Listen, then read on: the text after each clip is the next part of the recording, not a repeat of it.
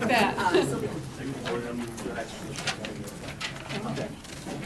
3, 4, 5, and 6. Yes. Okay. Hi, my name is Susan Baruch.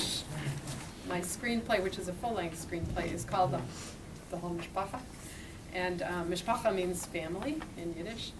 The screenplay is based on my novel called Paternity, and I co-wrote the screenplay with a friend of mine who lives in Boston, couldn't be here tonight. His name is Steve Senturia. Because of that, I would like to videotape it if nobody objects. Okay, great. And the excerpt that we're going to read comes from the middle of the screenplay, so I'd like to introduce it for you. Here we go. Sylvia Berger is a Holocaust survivor who lives in Brooklyn with her husband Max. Years ago, Sylvia begged their only son Joel to give her grandchildren, but Joel, a high school teacher living in Rochester, New York, was in no hurry to settle down until he found out he has terminal cancer. That's when Joel finally took his mother's wishes to heart and approached his diverse group of female friends for help. In the following scenes, Joel has been gone for about 13 years, but he left behind 2 children. Ida, who is being raised Jewish by her Catholic mother Celeste, and Sammy, not pictured, who is being raised by his black lesbian mother Lucy and her partner Mel. Sylvia and Max have embraced Ida, but Max could not accept Sammy and has forbidden Sylvia from seeing him for these past 13 years. Yeah. It's really easier for you guys. That will be easier. Yeah. All right. Interior Sylvie's apartment dining room night. Traditional instrumental Passover music. The Seder table is full. Max, Sylvia, Celeste, Ruthie, Al, David, and Rachel. The meal has been completed. Teen Ida and teen Avi come in from the living room, carrying half a square of matzah, the afikomen, that's right? Afikomen. Afikomen, good. And partially wrapped in a cloth napkin. I found it in the sofa. It was easy. Of course it was. Of course you found it. That's the idea. There's a little prize for you and something for Avi too. Max sends them each a crisp $10 bill. Now, Ida, be a good girl and open the door for Elijah, okay, Dolly? Okay. Ida goes to the foyer and opens the door, then turns back around, her hand still on the doorknob. So, Grandpa, when we open the door for Elijah, we're saying everyone is welcome at our Seder, right? Into the dining room. Exactly right, Ida. Such a smart girl. Ida returns to the dining room. But then why isn't my brother here? Your what? Sammy, my brother. And Aunt Lucy and Aunt Mel. What? Why? Aunt Mel? Who's this Aunt Mel? Oi, the rabbi. She calls her Aunt Mel now. Ida, that rabbi is not your aunt. She is my aunt. That's right. Mel and Lucy are both her aunts. They've been living together as a couple for more than a year now, ever since Mel came out. Oi, A couple. Pah, those people can live how they want, do what they do. It's a free country, but they're not part of this family. That's all. I'm sorry, Max, and you too, Sylvia, but Ida is right. They may not be your family, but they are certainly our family. Oh, I see how this is. You put Ida up to this. You told her to ask, to insult us in our own home. Ruthie motions to Al, David, and Rachel. David takes one last swig of wine as they get up from the table. Sil, maybe this is something that you should talk about without us in a way.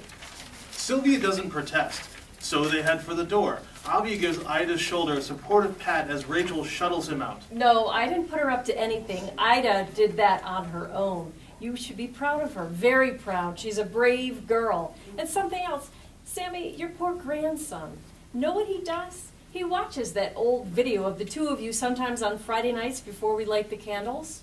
What? You light Shabbos candles together with those? Yes, we light candles together, all 5 of us, just like a real Jewish family. But with 2 women. Is that what this is about, or is it that because Lucy is black? What's with you people? You beat on Joel when he's alive to give you grandchildren, and he does. Then you turn your back. I don't understand how you can possibly... You don't understand? Very simple. In our family, we have traditions. People get married, then they have children. And they marry their own kind. But you're wrong. Open your eyes and take a good look at your family.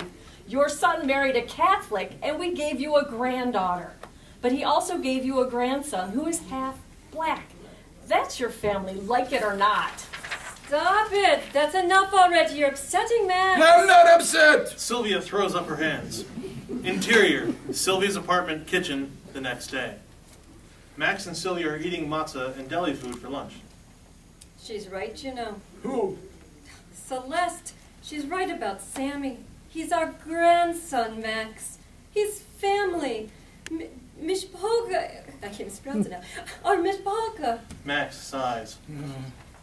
Maybe so, maybe not. But if he's living with two women, what kind of a boy can he be? A fegala? Another kind of shame on us. Well, he looks like a nice little boy to me. Looks? You seen him? Sylvia gets up, reaches for her joy of cooking, flips through the pages and pulls out the envelope full of photos. I got pictures. She sends one every year. Here, you look. Look at your grandson. Sylvia gives the envelope to Max, who slowly sifts through the photographs of Sammy smiling at different ages. He turns one over. It says, "Hi, Grandma," on the back. Max stares at that one a long time. Exterior, monastery, day in the summer. Brother Francis and teen Ida walk hand in hand on a wooden path leading to the monastery parking lot. Celeste follows behind them. They reach the lot where Celeste's car is parked. Ida gives Brother Francis a hug, and so does Celeste. They get into Celeste's car and drive away as Brother Francis waves goodbye. Interior, Celeste's car, day, also summer. Celeste is driving, with teen Ida sitting beside her. I can't believe Papa Francis didn't remember today was his birthday. Well, it's not the first time. He can be like that, you know? Yeah, I guess. I'd never forget my birthday. That seems impossible. Mom, do you think Papa ever gets lonely in that place? The monastery? No, honey. I think it suits him. Dad has always been the quiet type. I like a lot of quiet, too. Helps me think. Yeah? What have you been thinking about lately? Well, actually, you know how Sammy's been practicing for his bar mitzvah and Aunt Mel's been helping him and everything, and it's all so nice and wonderful? Yeah, I guess so. Why? I don't think I want that. What do you mean, honey? I mean, I don't want to go to Hebrew school anymore. I want to pray like you and Papa. But Aunt Mel says you're doing so beautifully with your Hebrew. It's not the point, Mom. Okay, so then what is the point? What if I'm supposed to be Catholic like you and Papa Francis? Supposed to? Oh, dear. What brought this on? Does it have anything to do with what happened at the Seder? No, not really. It's just this feeling I get. But it's just that I promised, and oh Lord, you know what, honey? That's a pretty big decision, don't you think? I mean, maybe we should talk to Aunt Mel about it. Maybe she could help you sort out all these feelings about all of this. What do you say? I don't know. I guess. Interior, Burger's Bakery, day. Max, with Yarmulke, is behind the counter waiting on Yarmulke, sorry. What is this? Sorry. Is behind the counter waiting on a customer when Sylvia enters from the rear. Other customers are in line. Sylvia approaches Max and whispers. You'll never believe what just came in the mail. Max looks annoyed. Sylvia, I'm busy here. I'll be up as soon as Heshy comes. Please. All right, but hurry up. Sylvia pats his shoulder and returns to the stairs. Interior, Sylvia's apartment, kitchen, day, an hour later. Sylvia drinks tea at the kitchen table with a card and its envelope on the table in front of her. Max comes in from the back stairs and drops his yarmulke on the shelf, looking curious. Okay, Sylvia, what's you got there? An invitation. I don't believe it. Listen to this. Ms. Lucy Wade and Rabbi Melinda Gold request the honor of your presence as their son, Sammy D. Wade, is called to the Torah as a bar mitzvah on Saturday, November 20th. What? Impossible. Let me see that. Sylvia hands Max the invitation. Their son? How is Sammy that rabbi's son? What kind of chutzpah is that? Their son. He's not their son. He's Joel's. Exactly. Joel's son. Which means our grandson, a Jewish boy. Our grandson's going to read from the Torah, Max. I'm going to be there. How about you? Oh. All right, we go.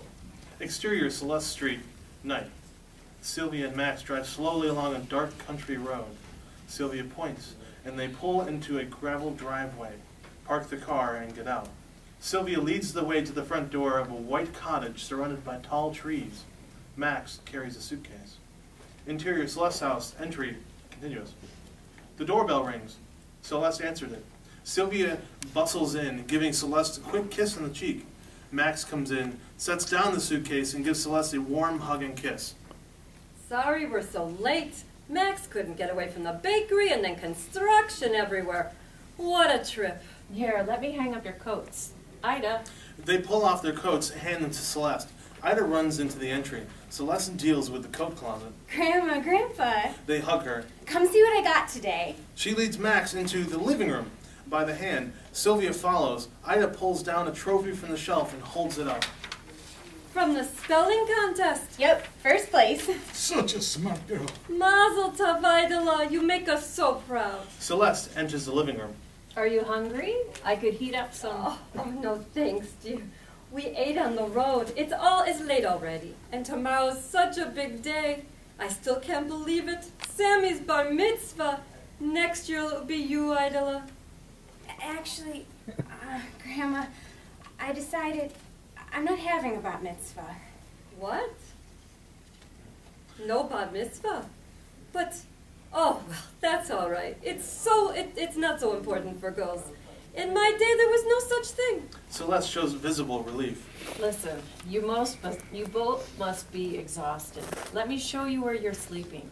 I made up the bed for you in my room. Ida and I will bunk together tonight. I insist. All right, who are we to argue? Interior, Celeste's house, master bedroom, night, later.